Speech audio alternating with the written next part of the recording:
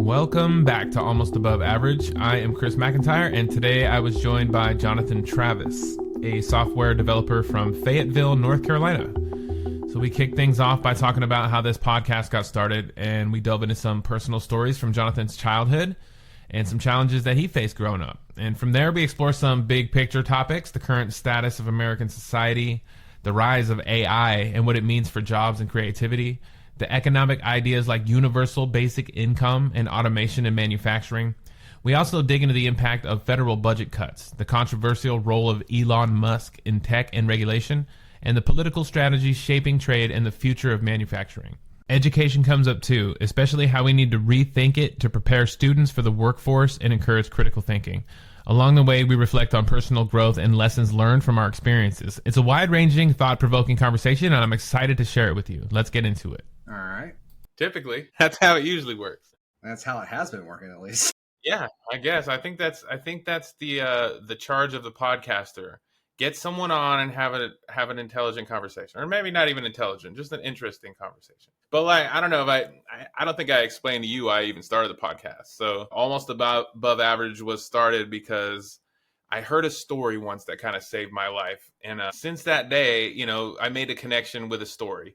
Somebody told my story. You know what I mean? And I just really connected with it. And since then, I was like, man, if I can collect a bunch of stories and share them with the world, maybe someone else can have some help for something that they're doing. And then also along the journey, I've talked to, movie directors, nonprofit people at things that interest me, like you, Jonathan Travis. We have some interesting conversations in the sauna and some interesting debates going on. I just was thinking there's a life story, an event that changed the course of my entire life and how I view the world. I don't know that I've ever shared with you. Well, that's what the podcast is for. But before we get into it, so you're Jonathan Travis. We know each other from the gym. And a great thing about the gym that I've always enjoyed is that I meet so many people. I also get a lot of clients in the gym. It's just a great place to meet and have some good spirited debates. So yeah, I think it's fun. I've had a few guests from the gym actually on. So yeah, it's pretty cool. So tell everyone who you are. Like, I like to start everyone like with an introduction and then kind of run through where you came from, what made you who you are, that kind of thing. Grew up in North Carolina. You're born in North Carolina? Yeah, I grew up mostly in Fayetteville, North Carolina. Homegrown. Yeah, Fort Bragg, Pope Air Force Base. It was quite the adventure growing up there. I can tell you that much. Why is that? Kick ass and chew bubble gum was no joke, except be a little bit more profane with the languages where I grew You're pretty up. Country out there, huh? No. So Fort Bragg, for those who don't know, and it is called Fort Bragg again, is where they do a lot of boot camp training and whatnot. But it's also home of airborne rangers, and then every major military group in the U.S. trains there at some point. Ordnance, live fire, all that kind of stuff. And I have some fun stories about that, but that's not today. So you grow up and then you go out on the town as a young adult and you're running into all these guys and they're ready to fight or you know what, and it's just an interesting situation. So I got out of there as fast as I could and moved up here to the Raleigh-Durham area where I went to NC State. So you moved out here in college? Yeah, 95. Okay. Got a college degree in computer science, and I've been mostly in software development since then. I've worked at medium to large to small companies, taking problem solving and analytics skills wherever I go. Okay, nice. And my focus has been in e-commerce development, so online checkouts and that kind of stuff, just purely by accident. And that's my specialty. I have training in every category you need to in regards to how to optimize online checkouts. Yeah, fairly regular childhood, nothing noteworthy, just grew up and went to college? No, of course not. That's not how it works. I was going to say, there's no such thing as normal. Come on. Right. So I grew up in a very intelligent family. So dad, very smart, family, all smart. My dad's an engineer. My grandfather was an engineer. All my uncles are engineers. You're an engineer? My mom's side of families, technically, I'm a software engineer. That's what I use. Same skill set, different medium, right? So that was my drive and my focus. And then I'll get to the story about why it changed. But ADHD, hyper focus, hyper research, all that kind of stuff played into it. So growing up and being able to learn under educational constraints at the public school system was a challenge. And then when I got to college, it was a different challenge. So it was a lot of work to get through my childhood. And I was also, I may not look it now, but I was a skinny kid, like super skinny kid with glasses that got bullied to high hell and back as a kid. So it was You were? rough, but I grew from it. Yeah. How did that affect your growing up, being bullied? Well, between that and the engineering parenthood, there was a lot of having to learn to fend for myself, having to center my self worth, and having to be the one that fixes my own problems. Yeah.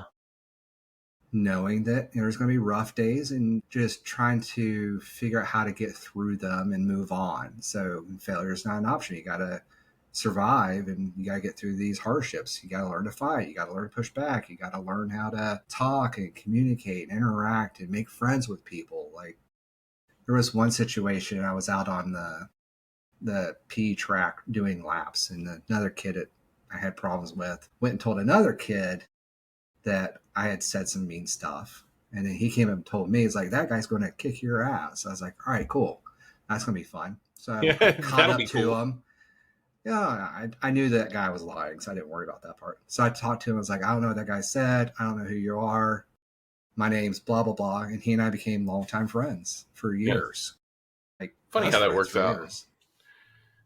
I became friends with almost everybody that I got in a fight with, except for one kid. Fuck that kid. Yeah, it's But yeah, and then you went to NC State. mm-hmm. And I ended up going back to Fayetteville State to get my degree, which is a minority college in Fayetteville. That was a lot of fun. I really enjoyed that. A lot of good friends down there too. Nice. I didn't know Fayetteville had a college. Yeah, Fayetteville has Fayetteville Technical Community College and then Fayetteville State University, the Broncos. Okay. I always thought of it as a very country place, but I never really spent time there, you know? So what is there to do in Fayetteville growing up?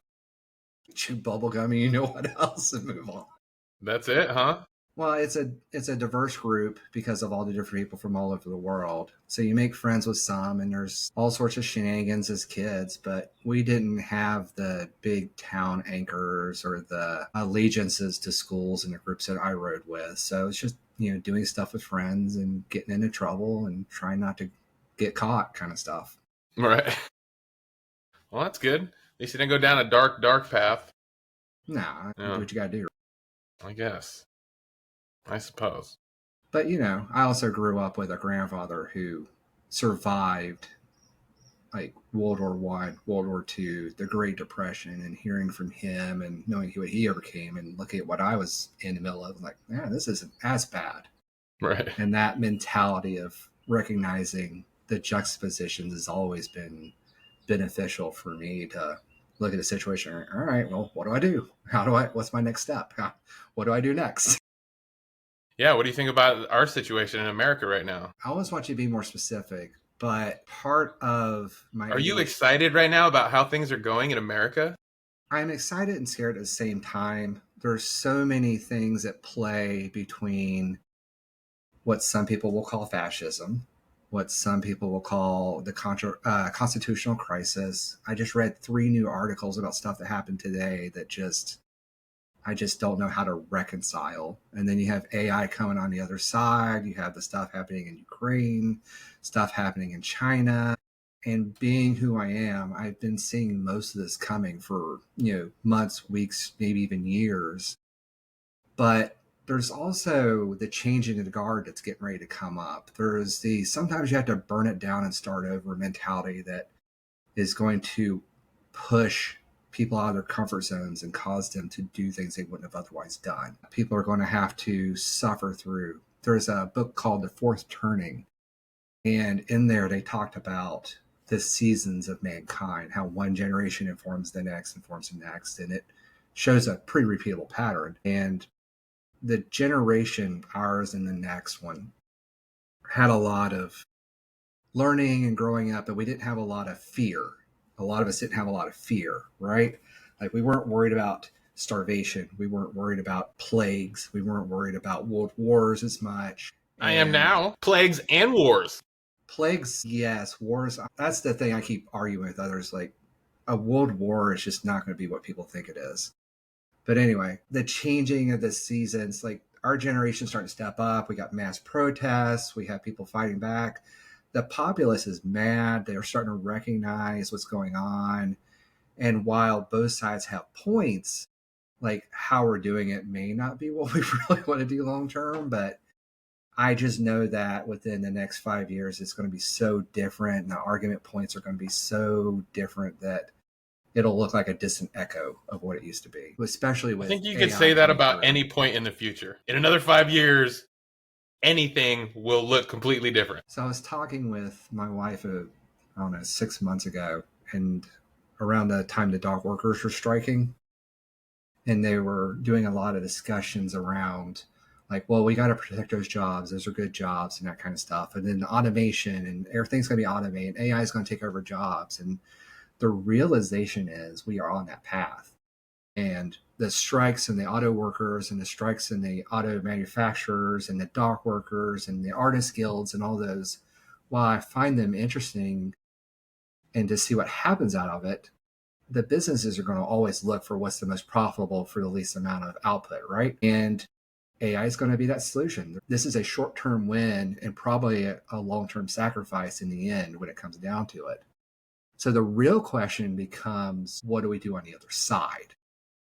I think the view that it seems to be that most people have is that AI is going to come take my job. Like they're going to take my job. And what I think that looks like in reality is, yeah, AI is going to come in and automate a lot of things. But what I see is that opens up the door to a million different opportunities for those people to use their brain power.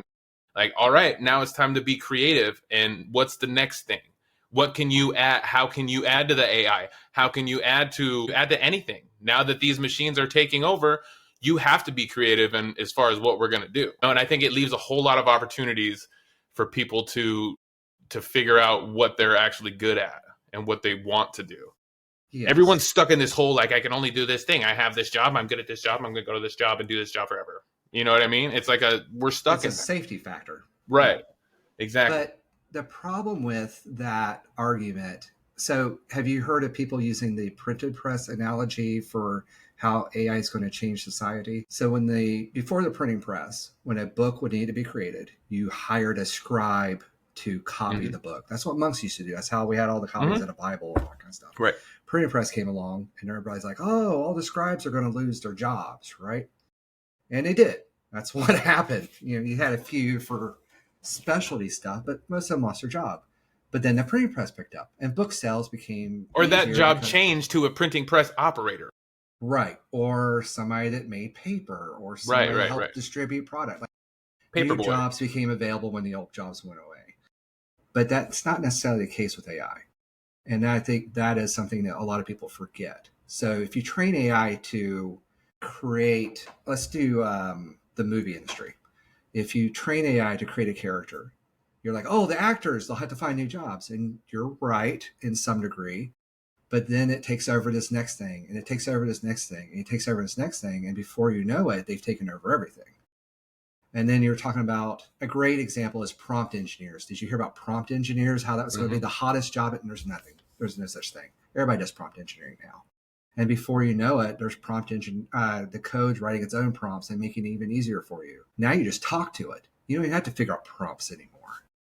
And the simplification and the removal of that logic and the thinking or even understanding the fundamentals of how that works changes the skill set necessary to do it. And it changes all the time. You have to constantly evolve your own knowledge with it because it's also changing. Sure. And it's going to evolve to the point where we can't keep following it anymore. Yeah. So right. That's happening with circuit design right now. If you look up AI circuit design, it's creating circuits that engineers have no idea how it works. And we probably won't figure it out before they iterate it to the next one that's even better. And then we don't know. Yeah, they're just going to take off with the fucking technology. Right, but do they leave us behind, or do we get to play along? Are we the doggy in Right. this role that gets to be the pet? Like, there's all these analogies. What do that you come out. think? Like, what does a perfect computer model want out of existence? What does it want? Well, as a software developer, the whole concept of AGI and what software wants is just hard for me to rationalize. The being able to create a brand new independent thought is something that is just not really something I can quite grasp yet. And I haven't seen anything in AI that it's more of a statistical comparison engine. One of my buddies described it as, hey, there's a high probability that these things go together. Is this good for you? And that's how it builds out its stuff. And there's all these things like, I don't know if you saw recently, somebody took a picture of The Rock and he ran it through 100 iterations and it said, make this exact image again. And it didn't look anything like it. It looked like they gave him a telephone all the way down. You know what? It is a very disappointing moment when you're working with AI and you catch a mistake and you're like, you can tell it like, hey, don't you mean blah, blah, blah? And it'll be like, oh my God, or something, say something silly. My apologies. You're right. And then you're like, what the fuck? You're supposed to be perfect. And I start I get bitter about this perfect computer thing who's perfect 9 out of 10 times. But the one, I'm like, yeah. Persian rug flaw level stuff. Yeah. Yeah. Yeah, that's fun. I mean, I try to use it for my job and it's just, sometimes it's super helpful, sometimes it's not. But the idea of it creating stuff is so weird because it can put together new drugs, it can scan things and understand it better than we ever could. But coming up Can with it original synthesize thought genetics and like crazy shit like that? Why isn't it decoding the human genome and curing every cancer, like break down every cancer and figure out what it eats or how we kill it? Can't we do that? it is that they are doing that. That is something that's happening actively right now. They're doing cancer research to try to figure out what's going on. Well, they're going to find a cure and they'll be like, hey, we got it, but we can't fucking give the public that because we're going to be broke in 2 months. So, well, that's a whole different problem. Maybe we can do another episode later on the pharmaceutical industry. Well, I mean, the capitalism versus utopianism, I think, is something that's going to come up as AI continues, as the rebirth of whatever the world is on the other side of this shenanigans we're going through now is. And we're going to have to decide as a new generation, what does the world look like? UBI is a great example of that. And it's being heavily universal basic income. So universal basic income? Yeah. So if AI starts actually replacing jobs or people can't work for some reason, they've had this 10 toes in when we standing on business. I'm Mr. Body Catcher, Slaughter Gang. Visit buckedup.com today and use code McMedia1 at checkout for exclusive deals on all fitness products at buckedup.com. Policy of universal basic income. And they've got it in a few places in the world, including California, where if you can't work, they give you an income from the government to sustain you, knowing that you're never going to work again or you're not going to work. Isn't that disability? Not necessarily. It's kind of like disability in a wrapper with, a little bit better bow on it, but functionally. But at some point, there's this concept of I think it's 30% is the break point at which things collapse from a job perspective. And if you go back to like the Great Depression, if they had universal basic income and we were able to put money out and people had money to buy things and to eat and to move around, we wouldn't have had some of the problems we had back then. But they're discussing it now is like, if AI takes enough of the jobs, once we hit that, I think it's theorized 30% job loss, then something like UBI has to come around because you can't replace it with jobs fast enough. You're not going to be able to grow new jobs with new pay and change the capitalism society. And at that point, do you have to qualify for UBI? This is all theoretical at this point. Oh, it's theoretical. Okay. Now, California has it implemented. I don't know the specifics of that. But grand mass UBI is more of a theoretical discussing at point because they do believe we're headed towards that path. That's one of the fallacies I like to argue people with is we're bringing manufacturing jobs back to America. this whole concept. And there's this imagery of these automotive workers out in these manufacturing floors hauling around engines and car parts, and they think they're going to get one of those jobs with less than a high school degree or something, right? But if you look at the newest facility that I think it was Intel just built, it's a fully automated facility. There are no workers. If you look at Tesla's manufacturing facilities, they're mostly robotic. Most of the new facilities are robotic, and that's the way it's going to be. So these manufacturing jobs, as you know it, won't be hundreds of thousands of new hands-on hauling stuff around, screwing things together. It's going to be robots doing the work, and there's going to be people like me and a handful of others that supervise it, make sure it keeps working or changing it for new requirements. But it's not going to be a million new manufacturing jobs. That's just a You know what I concept. see though? Like I think we can't see into the future to the point like all those manufacturing jobs are going to go away because of AI. It's going to get automated. But all those people, technically, yeah, those jobs are going to go away. But I think in the future where we can't see, new industries and new markets are going to open up because of those job losses. People are going to get creative and start, maybe we're going to start building cities underwater or some crazy shit. You know what I mean? Going to Mars. I think But how do you intuitive pay for enough. that, and how do you not automate that? That's the catch for me is Right. how do you have the money sustain the uprising of that kind of industry or new industries or new job prototypes, and how do you prevent them from being automated too? And that's the problem with AI that I think a lot of people forget. It's like it's not this machine replaced a little bit of work. Now we have something new afterwards. We have something that can take that work and then take the next work and take the next work and take the next work until there's none. Yeah. And I think that's the piece a lot of people are missing is It well, can create deem new us jobs? Sure, unnecessary. create prompt engineers, and then they got gone too.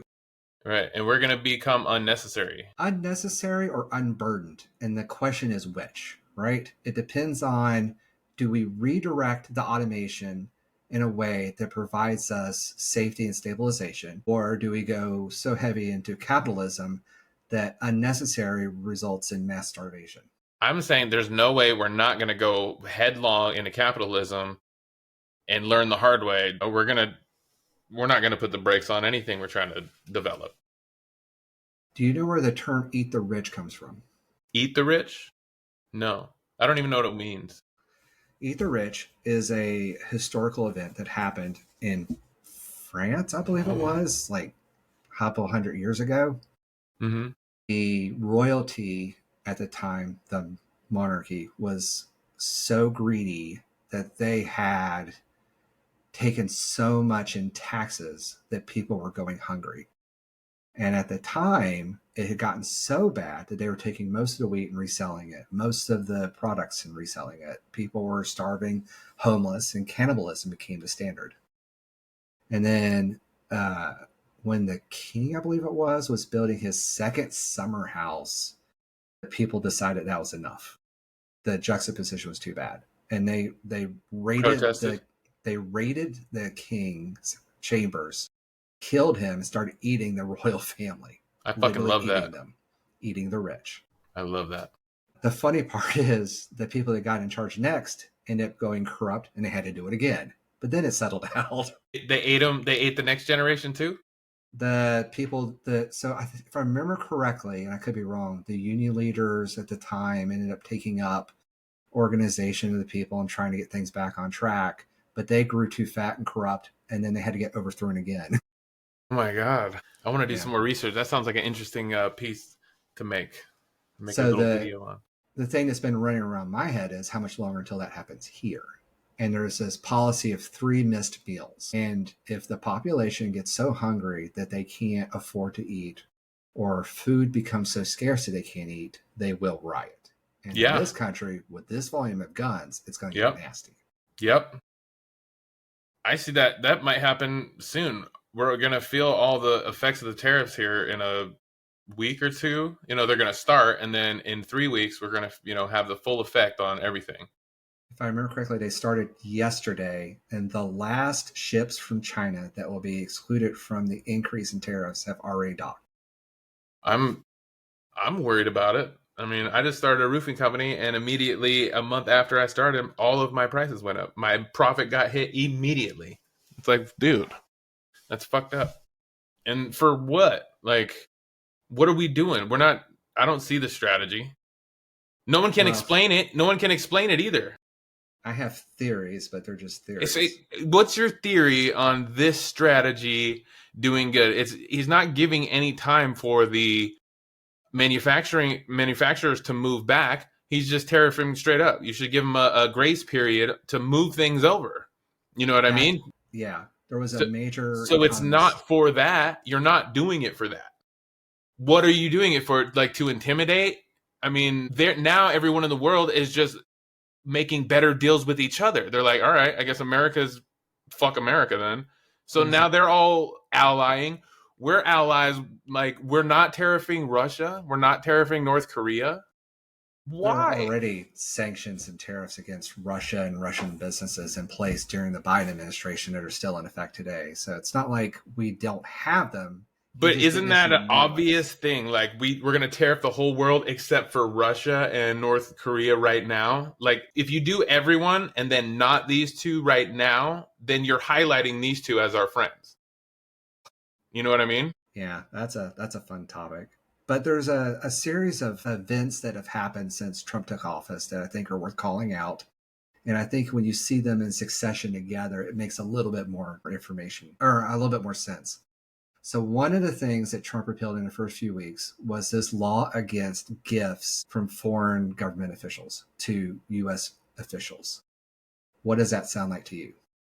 Potential for bribery, right? From foreign governments to affect policy.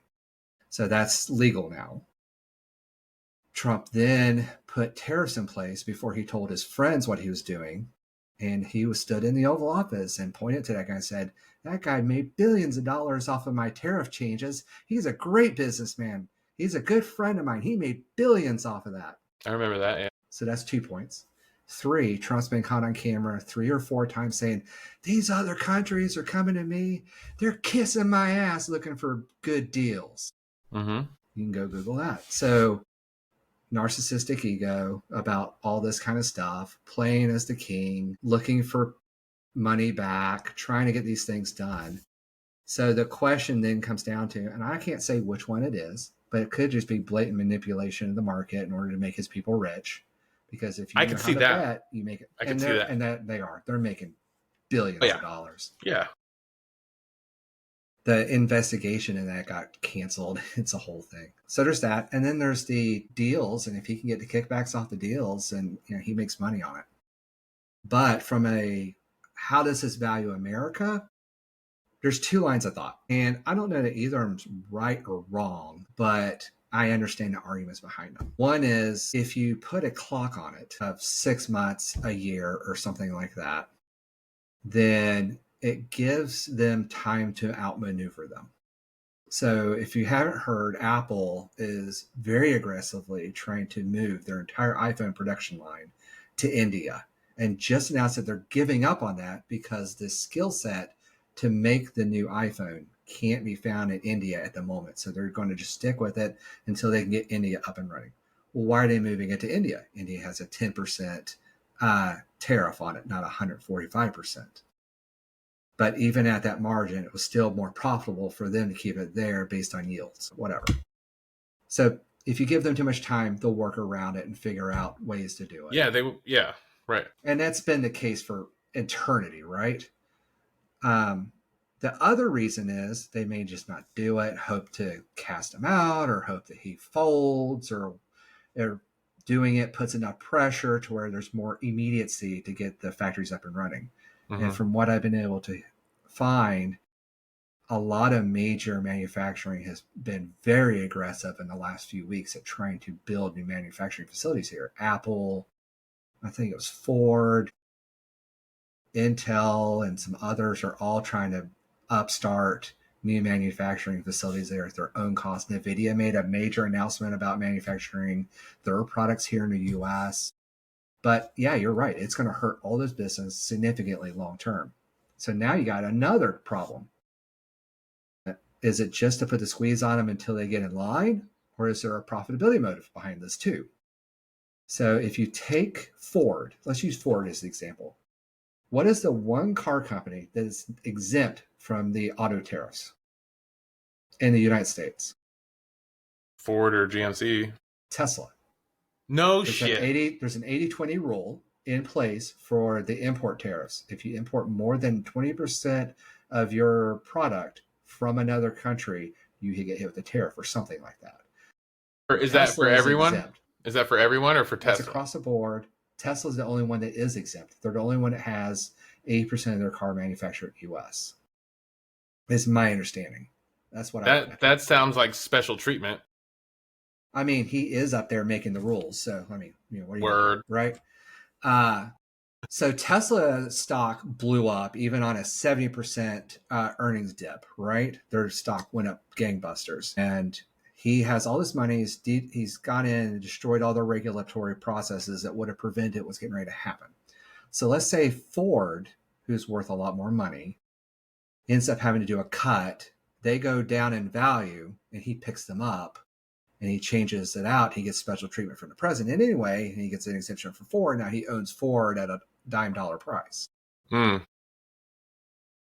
Pushing these businesses into horrible situations, cutting forecasts, cutting values, cutting sales, putting them on their knees, allows these billionaires to swoop in, buy them up, and collect them like trading cards. And getting rid of a lot of federal employees. I'm sure there are some watchdogs in that group keeping an eye on some of that stuff that are going to get cut. So there's going to be a whole bunch of chaos unfolding. Yeah. Between the EPA cuts, the consumer fraud, business protection or whatever, protection business or whatever, those cuts, there was the cuts to the deals with NASA and the cuts to the deals with the FAA. Like, I thought I read somewhere that Musk is going to net like several $100 billion worth of new contracts in the last couple months out of this. I'm sure. I guess I would. So he's gone in, he's done his damage, and now he's dropping out before. I think he's dropping out because everyone is talking about it. Everyone like hates him all of a sudden. And he seems like a weak individual. Well, he's already done his damage, though. He's accomplished his mission. That too. He went in there and destroyed every regulation that was against him. Yeah. And he assembled the database that they were looking to assemble. He's done. He can go back to all the data. Yeah, he has all the data he could ever want and need. Well, not just him, but who knows now? The Project 2025 people have it. Probably fucking Russia has it by now. Oh, I'm sure. Given that they backdoored and China announced they had it. Yeah. Yeah. God, he's a nut job. He's like trying to be the real Tony Stark. Yeah, he thought he was Tony Stark. I get it. Like, I would love to be Tony Stark too, but you got to be a good person. Tony Stark's not a good person. He's a good person. Do you know why? Did you ever hear the story about how Tony Stark character in Iron Man was created? I did hear part of it. Well, hold on. Stan Lee was bad. Yes, Stan Lee. That he couldn't create a character that was horrific and make him a favorite. And that's how he came up with a drunkard, womanizing, egotistical, narcissistic prick of a character and turned him into a fan favorite foundational. You forgot good person. He's a good person. At heart, ultimately. He saves at heart. So in here, like, he's a hero. Like, yeah, he all that other stuff is a facade. It's to point your eyes away from his hero and his kind heart because he's too embarrassed to let you see. Iron Man's a good person. Iron Man for president. All right. You heard it here on Almost Above Average. Iron Man is a good person. He's a kind, thoughtful soul. He did the thing that Captain America said he wouldn't. He made the sacrifice play. He made the full sacrifice. And we thank you, Iron Man. One of the greatest movies ever. Listening to Musk talk is just, oh my God, surreal. It hurts my feelings. Like, I start yelling at the screen like, today, man, dang. And it's way too long of a pause. Like, you're making everyone uncomfortable. Well, if he weren't on so many drugs, maybe it'd be easier. Yeah. If you heard him talk about drugs, he doesn't even know how to have a normal conversation about it. Well, he's just slightly depressed. At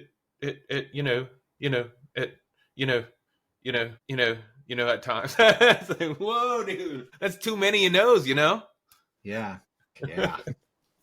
This fucking guy. Bridge words, so much fun. No, I'm not looking forward to these tariffs though. I have a genuine fear, like, when all this stuff happens, because people get stupid, and it doesn't. You don't need to be stupid for it to affect you. It's temporary. This is temporary. The path out has already been laid out. So yesterday morning, China officially announced on CCTV that the Trump administration has reached out and asked to begin trade negotiations. They have formally announced that they are open to beginning trade negotiations. Trade negotiations are being scheduled or figured out right now. So either that happens or What did you Trump just will figure it go- out? Hey, someone's like, Trump, hey, everything we use, everything comes from China. Which is going to be funny too, because the whole point of this tariff was to stop manufacturing abroad and bring it back. But if he removes the tariffs, is he going to offend those people? And You know what it was? He found out, he's like, all my hats and shirts come from there. If we put a tariff on them, our constituents can't afford it anymore. We're not going to sell any more merch, sir. Well, we need to start trade agreement stat. Yeah, they did show the picture of the Trump for 28 hats from the Jeez. White House were made in China. Yeah. That is crazy. He legit, I don't think he's paying any attention. Did you see him on Stephen A. Smith asked him a question on his show. Stephen A. Smith, he's a black guy. Oh my God. He asked him a question about Harvard, them rioting at And he talked about Harvard, Harlem and he instead. started going on Harlem. What? And then he threatened Harvard the very next morning to revoke their tax exempt status. Yeah, and he's threatening, like, they're arresting judges. What about Kilmar Obrego Garcia? Did you see the thing today? Which, no, Steve maybe. Miller just sued John Roberts, The Supreme Court judge? saying that the Part of me wants to say, Supreme can you even Court do that? should And then, be of course, in- you can. because he said Trump should be over the Supreme Court. He should control the Supreme Court. He should have supreme power. He should be our supreme leader, is what Stephen Miller's saying. Yeah. Good. Yeah. I always wanted to worship a lord or whatever we do now. But don't forget, this guy's still like 78, so True. he needs cheeseburgers. But and it's shit. not that. It's the people around him that are propping him up, and like he's not paying attention. It's the people around him that are like making all the calls. Like Hegseth, they're all, group chatting war plans and shit. That's crazy to me. Well, the problem is you're seeing the periphery. You're seeing the mistakes. You're seeing the jokes, right? And if you listen to some of the other stuff, the guys behind the scene, the guy who architected the Project 2025, he's in there too. And his Who was that? policies, I can't remember off the top of my head. I need to go look that up. It's a But guy he's that- one of the people telling Trump what to do on a daily basis. And the guy, Pete Navarro, I believe is his name, that's doing the trade initiatives and telling Trump how to do all the tariffs. Yeah. These are the guys that are puppeting. From Kevin the back. Roberts. Yeah, these are the guys puppeting from the back. Pamela Bondi's, the Hedge Pass, Millers. These are the ones I'm not really as scared of because it's like they're wearing masks or clown noses.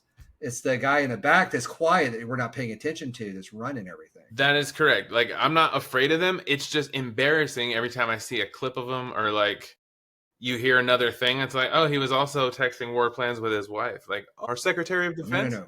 It's way worse than that. You didn't hear about this? Fuck, now His what? brother, the plumber, and his wife showed up to UN meetings to discuss international war plans with foreign dignitaries.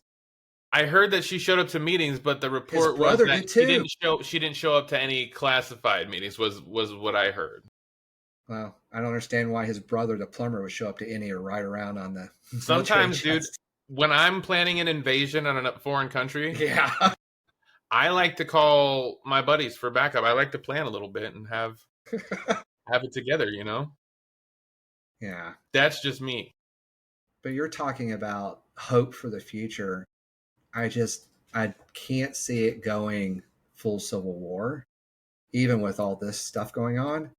But in all fairness, though, I am scared of what happens next. Immensely scared of what happens next. Here's my theory before we move on. I think that what he's doing is he's creating his problem, and then he's going to fix the problem and then proclaim he's the hero of the problem.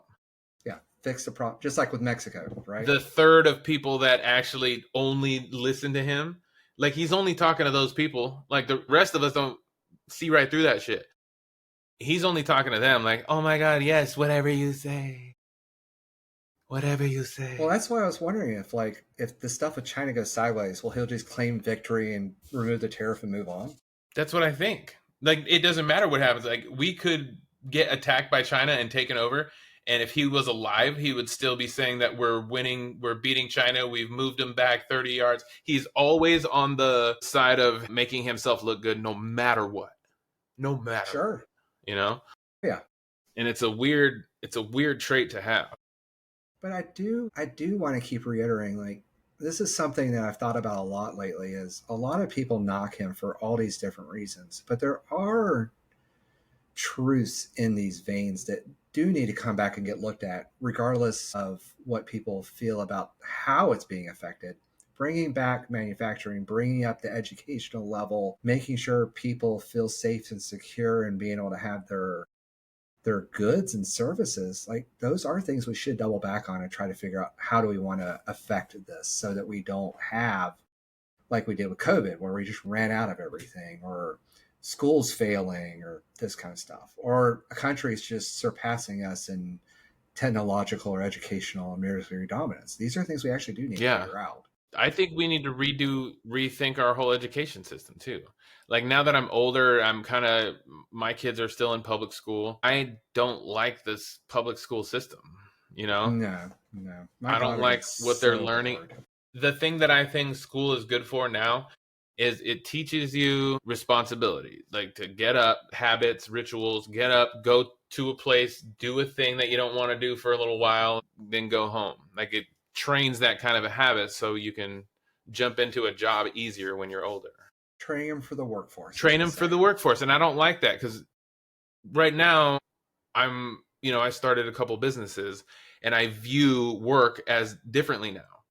Where I grew up, my parents working class, my mom worked for the school district, my dad was an engineer for a manufacturing company his whole life. And that's what I thought we did, right? Grew up, went to school, played sports, had fun, and then I go work in the factory now until I die, right? That's what I thought. But because of the system, that's what it teaches you to do. That's what I'm supposed to do. We're talking about it in class. What kind of job do you want to get when you get out? It's like, if I didn't know, if that wasn't presupposed onto me, I probably would have said, I want to freaking build a house on the moon. I want to fly rockets. I want to, I could have dreamed a little bit more when I was younger. Instead, I had to figure that out, that I can follow my dreams and start when I'm 38. Whatever. Yeah. It's fine. Well, that's the thing. When we ask our daughter this question, when people talk about it, we've trained her to think about, like, what would make you happy? What would make you fulfilled? Mm-hmm. What is your passion? And so we talked to her about it. She loves animals. I was like, well, what could you do with animals that would really be helpful? What would you feel good doing? She's like, give that, heal them. I was like, that sounds awesome, daughter. Yeah. That sounds great. That's what it's about. Like, because that is so important. And I didn't give that enough value when I was younger going to work. Like, you really need to enjoy that shit, because if you're going to do it, you have to earn money, right? You better pick something you want to do. I was just working at this, right before I started the roofing company, this Toyota factory in Durham. And I worked there for a couple months because I needed it. And I made a very, very low wage, and the work was backbreaking. Like, I didn't have to do a whole lot, but stand there with really heavy things. But standing in one spot with a hard surface, like, the atmosphere is loud. You got earplugs, safety glasses. It's full of some kind of, smell in the air that's a chemical. Like, that's not good. That's not a good job. I've had worse. I've had worse too, and I would do it again if I need to. What I'm saying now is I don't want my kids to think that that's what you got to do anymore. So my kids, my youngest now are 13 and 15. So I'm glad that they're seeing what I'm doing now as they get into the working ages, because my son already flips motorcycles. He was doing that since last year, like buying them on Marketplace, fixing them up and selling them for more, more That's money. Awesome. He's got the hustle mentality. So I want to feed that, and he started playing music with me. We just bought a bass guitar yesterday. So we've been rocking out. It's been just super fun. But I have a different view of the educational system. Like, it's not a big deal to me if they miss a day or two. Like, they're not learning much that I think they're going to need, but that's just me. I do think that the educational system has just been, how do I say this? Proved beyond value. Hmm. My daughter was learning, I don't know, what was it, multiplication or something. She had to learn 8 different ways to solve the same mathematical problem Mm-mm. when we learned one. And while it's interesting to understand that there's different ways to do it, being tested on it just felt weird. Yeah, that's not right at all. Like, of course, learn the basics, but had we been in school and had classes like, well, we did have music, but I don't know. What they force you to learn is just stuff you may not need later, you know? Yeah, there are courses like critical thinking, I wish was just a continuous repeated class. Yeah. I took critical thinking in college. Yeah. It was one of those classes I had to fill an extracurricular slot. I saw it, sounded like something easy, and I got so much out of it. So many different That ways. sounds of like a looking at super things. valuable Great. course. So I've been teaching my daughter all that. Yeah. I'm like, man, I wish everybody had this, because if people had Right. the knowledge from this class, our world would not be like it is today.